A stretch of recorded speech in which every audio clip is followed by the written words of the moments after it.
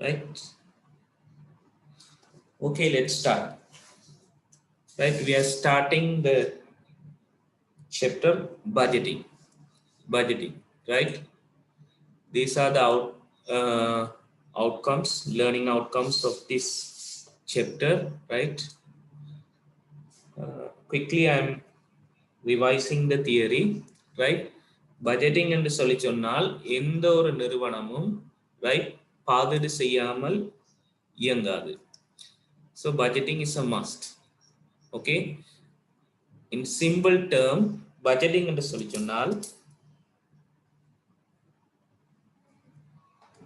give me a second.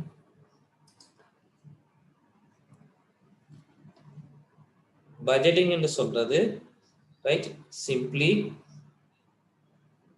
is a financial plan right relating to future, right? A quantitative or financial plan relating to the future. அரசாங்கமாக இருக்கலாம் அல்லது அரச நிறுவனங்களாக இருக்கலாம் அல்லது தனியார் துறை நிறுவனங்களாக இருக்கலாம். எந்த ஒரு நிறுவனமாக இருந்தாலும் பாதீடுங்கிறது ஒரு இன்றியமையாத ஒரு விஷயம், ரைட்? எதிர்காலத்துல நாங்க என்ன நடவடிக்கைகளை செய்ய போறோமோ அதற்கு தேவையான நிதியை நாங்க திட்டமிடுற ஒரு நிதி திட்டமிடல் தான் பாதீடு, right? Budget is an itemized summary. Budget is an itemized summary of likely income and expense. Likely income and expense. எதிர்காலத்துல எங்களுக்கு கிடைக்கின்ற வருமானத்தையும் ரைட் எங்களுக்கு நிகழவிருக்கின்ற செலவினங்களையும் ஐட்டம் பை ஐட்டமாக ரைட் என்னென்ன கேட்டகரின்னு சொல்லி நாங்கள் ரைட் ஒரு தயாரிக்கின்ற ஒரு ஆவணம் தான் right budget. Right? If you take a budget of an organization, it's itemized, right?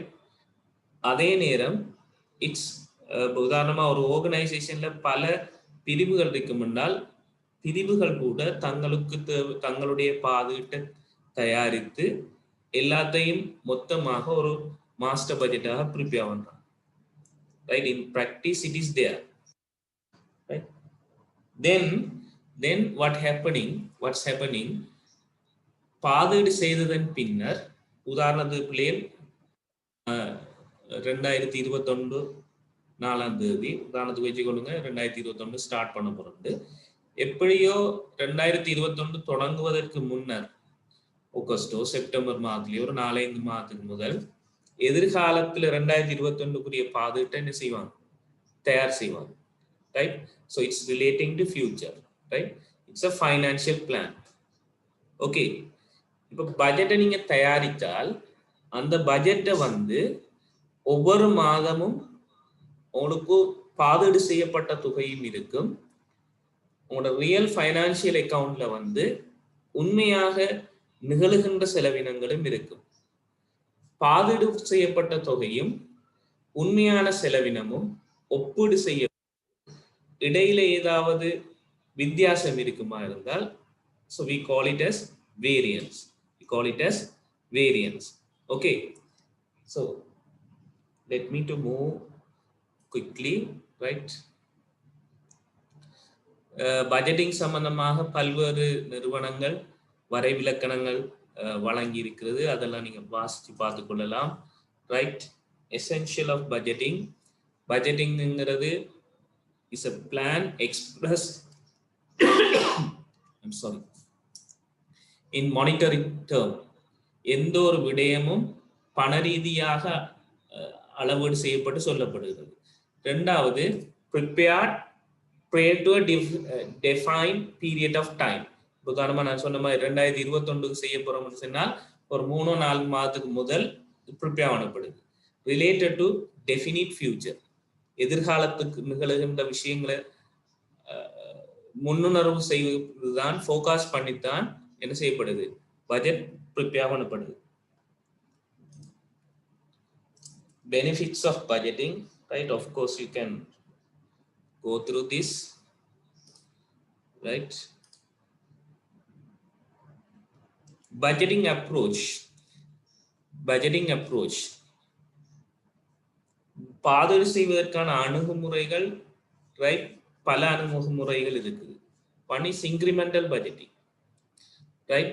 கடந்த கால பாதுகாப்பு எடுத்து 2020ஆம் ஆண்டுக்கு உதாரணத்துக்கு 2020ஆம் ஆண்டுக்கு செய்யப்பட்ட பாதுகாப்பு எடுத்து அதனுடைய உண்மையான செலவினத்தை ஒப்பிட்டு பார்த்து ஒவ்வொரு விஷயத்தையும் ரைட் தேவையான கூட்டி அல்லது குறைச்சி நாங்கள் என்ன செய்யறோம், பாதுகாப்பு செய்யறோம். ரைட். எங்களுக்கு கிடைக்கின்ற வருமானம், எங்களுக்கு கிடைக்கின்ற செலவினங்களை right based on the previous experience, previous budget, right, we do this. You can see the term budget. Incremental budgeting is an approach that assumes the starting point for each budget item is the amount spent in the previous budget. இப்போ நான் உங்களுக்கு சொன்ன மாதிரி 2021 தயாரிக்கின்ற பொழுது 2020, 2019, 18 நிகழ்ந்த விஷயங்களை பார்த்து அந்த அனுபவம் தேவையான இடத்தை நாங்கள் என்ன செய்யறோம். The new budget is seen as last year plus or minus in a specified increment. தேவையான இடத்தை கூட்டி நாங்கள் குறைச்சி என்ன செய்யறோம், ப்ரிப்பேர் பண்றோம். This budget is less costly. ஏன் ஆல்ரெடி எங்கள்கிட்ட தரவு இருக்கு, அதுல அட்ஜஸ்ட்மெண்ட் நாங்கள் செய்யறோம். less costly but may not be strategically sound. May not be strategically sound. ஏன்னு சொன்னால் எதிர்காலத்துல நடக்கின்ற விஷயங்களை நாங்க ஐட்டம் பை ஐட்டமாக நாங்க செய்கின்ற பொழுது கடந்த கால பட்ஜெட்ல இருந்து ஒரு அட்ஜஸ்ட்மெண்ட் செய்து சீராக்கம் செய்து நாங்க அடுத்த வருடத்துக்கு தயாரிக்கக்குள்ள எதிர்காலத்துல என்ன செய்ய இருக்கமோ அந்த விடயங்கள் என்ன செய்ய சில வேளைகளில் பிரதிபலிக்கப்படாமல் விடப்படலாம். So therefore it's not strategically sound. This is first approach. But second approach is concerned, right? Second approach is concerned zero based budget. Totally start from zero. 2021 தயாரிக்கனால் 2021 நாங்க என்ன நடவடிக்கைகளை செய்ய போறோமோ அதை பேசிக்ல இருந்தே ஜீரோல இருந்து ஆரம்பிச்சு நாங்க செய்யறோம். A budget approach that assumes starting point for each budget item is zero. Incremental முதலாவது கேட்டகரியில் அப்படி அல்ல. முதலாவது வகையில் என்ன சொன்னோம், 2021 தயாரிக்கின்ற பொழுது 2020 என்ன விஷயங்கள் இருக்கோ அதுல அட்ஜஸ்ட்மெண்ட் தயாரிக்கும். ஆனா ஜீரோ பேஸ்ட் மீன் ரைட் 2021 என்னென்ன நடவடிக்கை செய்ய போறோம், என்னென்ன ப்ரொஜெக்ட் செய்ய போறோம், என்னென்ன விஷயங்களை நாங்க இம்ப்ளிமெண்ட் பண்ண போறோமோ ஜீரோல இருந்து ஸ்டார்ட் பண்றோம். Therefore it's zero based budgeting, right? Therefore it's more costly. It's more costly, whereas more strategically sound. Why? எதிர்காலத்துல செய்ய இருக்கின்ற விடயங்களை ஐட்டம் பைஸ் ஐட்டமா நாங்க சொல்றதுதான் பாதுகாப்புன்னு சொன்னால் அந்த விடயங்களை உள்ளடக்கக்கூடிய தன்மை இந்த ஜீரோ பேஸ்ட் பட்ஜெட்டிங்ல இருக்கின்ற காரணத்தினால right it's more strategically sound. Third category is rolling budget or continuous budget. Social taste and attitudes may change suddenly, affecting the sales and demand, right? எங்கட சேல்ஸ் டிமாண்ட்ல வந்து ரைட் திடீர்ந்த மாற்றங்கள் வரலாம். அதனால இந்த ரோலிங் பட்ஜெட்டுங்கிறது எப்படி சொன்னால் இப்போ உதாரணமா ஒரு 3 மாதத்துக்கு ஒரு இனிஷியலா வந்து ரைட் உதாரணத்துக்கு வச்சுக்கோங்க ஜனவரி டு டிசம்பர் ஃபைனான்சியல் இயர் நாங்கள் ஒரு பட்ஜெட்டை தயாரிக்கோம். 3வது மாதத்துல போக நாங்கள் ஒரு சின்ன ஒரு டிவிஷன் ஒன்று பார்க்கோம். ரைட் கூட்டணும் குறைக்கணும்.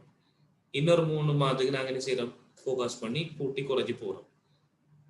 சாரி இன்னொரு 3 மாதம் இல்லை 3வது மாதத்துல நாங்கள் ரிவைஸ் பண்றோம். உதாரணத்துக்கு வச்சுக்கொள்ளுங்க 31/3/2021 3 மாதம் முடியக்குள்ள என்ன நடந்திருக்கு. 1/4/2021 என்ன செய்யறோம்னா இன்னும் ஒரு வருஷம் 31/3/2022 வரைக்கும் முன்னே அனுபவத்தை கொண்டு நாங்கள் செய்யறோம் சேஞ்சஸ் செய்யறோம். திரும்ப ஒரு 3 மாதம் 30/6/2021 இருக்கிறோம். கடந்த 6 மாத கால அனுபவத்தை பார்க்கிறோம். ஓகே அதுக்கேற்ற மாதிரி திரும்ப ஒரு வருஷத்துக்கு தயாரிக்க சேஞ்ச் பண்றோம். 1/7/2020 இருந்து 21 இருந்து 30/6/2022 வரை. ஸோ அந்த மாதிரி ரோல் பண்ணி கொண்டு போறோம். Therefore, it is called continuous or rolling budget, right?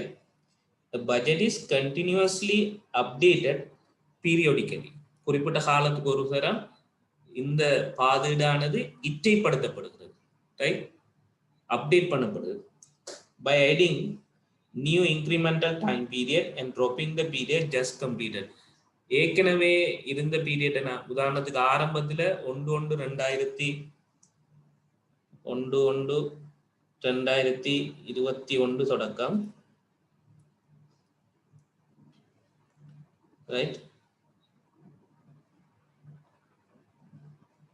1 தொடக்கம் 31/12/2021 வரையும் தான் தயாரிக்கும். பட் இன் பிட்வீன் ரைட் 1/4/21 என்ன செய்யறோம்டா ரிவைஸ் பண்றோம். 31/3/22 வரை ஒரு 3 மாத காலம். எகெயின் ரைட் 6வது மாதம் வச்சுக்கொடுங்க.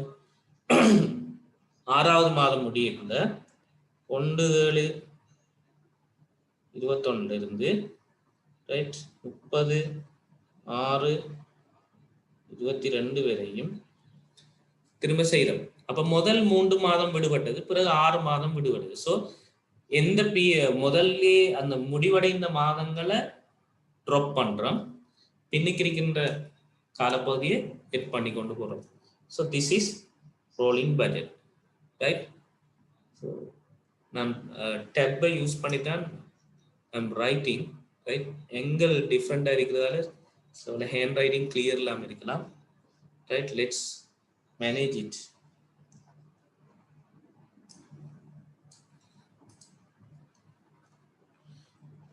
ரைட்? பட்ஜெட்டரி கண்ட்ரோல் மீன்ஸ் நான் ஏற்கனவே சொன்னது போல ஐட்டம் பை ஐட்டமாக வந்து நீங்க எதையும் வரி பண்ணத்தோட கணக்கு பார்க்கும் பொழுது உங்களுக்கு தெளிவாக விளங்கும். ஐட்டம் பை ஐட்டமாக நாங்கள் வந்து பாதீடு செய்கிறோம். எங்களுடைய நிதி கணக்கீடு வந்து ஒவ்வொரு மாதமும் பாதீடு செய்யப்பட்ட தொகைக்கு எதிராக உண்மையான எக்சுவல் அமௌண்ட் வரும். பட்ஜெட்ல இருந்து எக்சுவலை கழிக்கிறோம், வேரியன்ஸ் வரும், ரைட்? இப்படித்தான் இந்த பட்ஜெட்டரி கண்ட்ரோல் என்ன செய்யுது, நடைபெற்று கொண்டிருக்கிறது. First you prepare the budget, right? First you prepare the budget, then second perform and collect information on the actual performance, right? Financial accounting la irundhu you can extract actual amount evlo சொல்லி பார்த்துக்கொள்ளலாம். Then respond to the variance between the planned and actual performance and exercise the control. அநேகமாக நிறுவனங்கள்ல right கம்பெனிகள்ல வேலை செய்யறாங்களுக்கு தெரிஞ்சிருக்கும், right?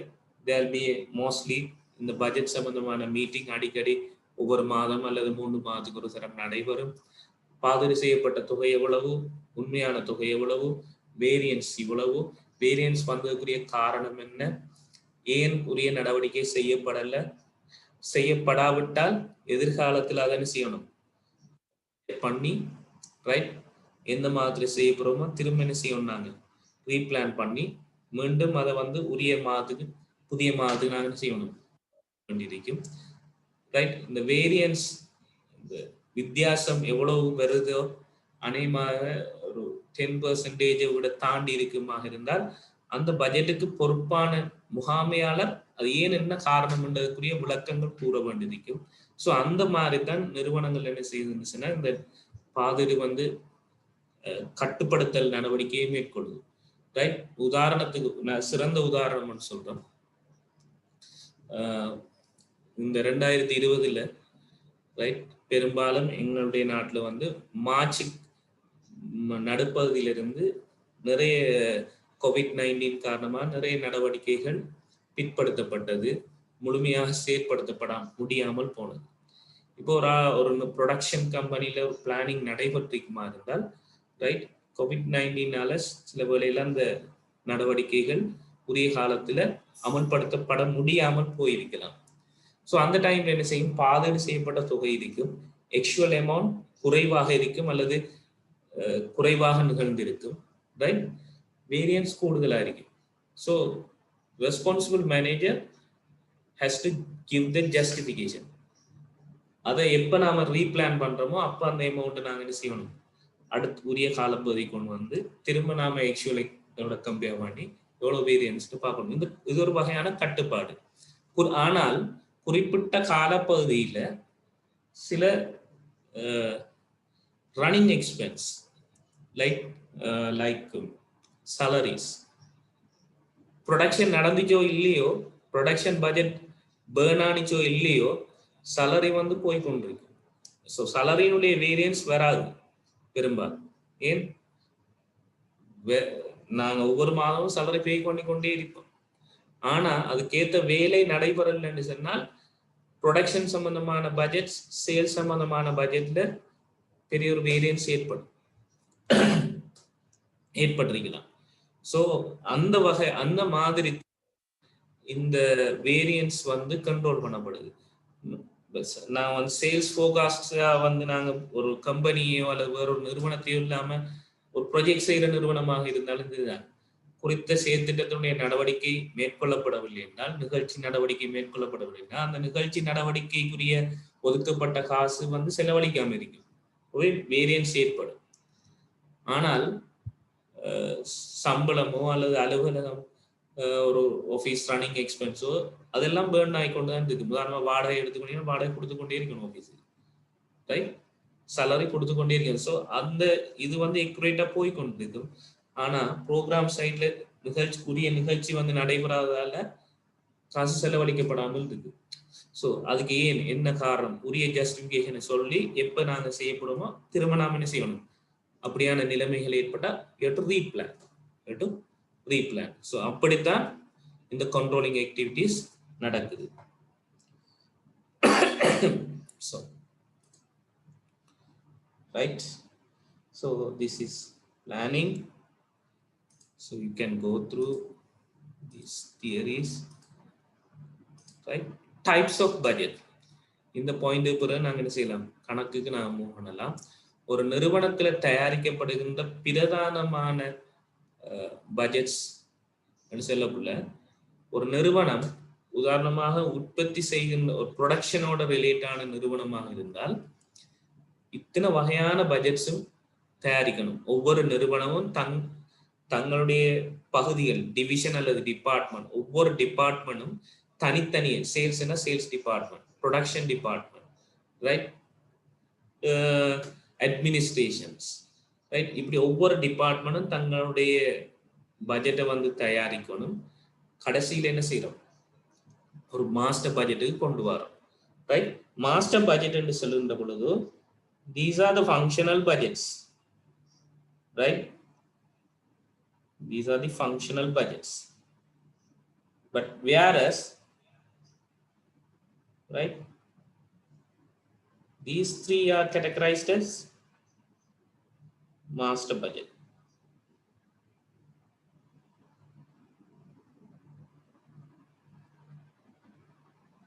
Right? These three are categorized as master budget.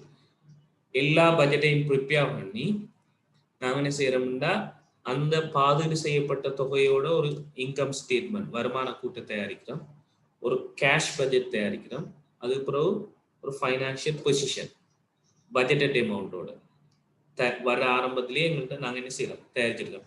So these three are is coming under the category of master budget. சரிதானே? So இதுக்கு பிறகு இருக்கிறதெல்லாம் ஒவ்வொரு budget என்ன சம்பந்தமான விளக்கங்கள். So you can go through that.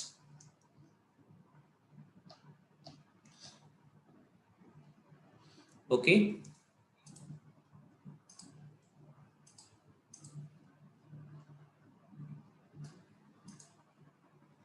so advantage of budgetary control. So all these are theories, right? இப்ப கேள்வியில தரவுகளை தந்து, ரைட், இந்த டைப்ஸ் ஆஃப்